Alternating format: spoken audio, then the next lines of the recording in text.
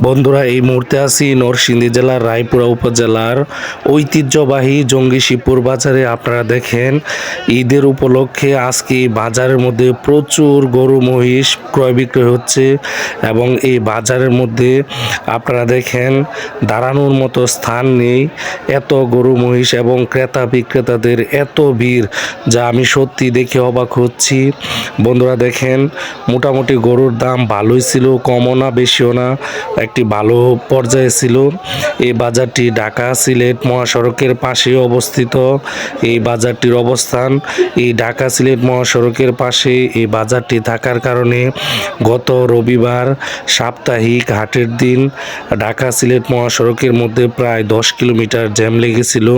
প্রত্যেকে 4-5 ঘন্টা বাসের মধ্যে অবস্থান করতে হয়েছিল।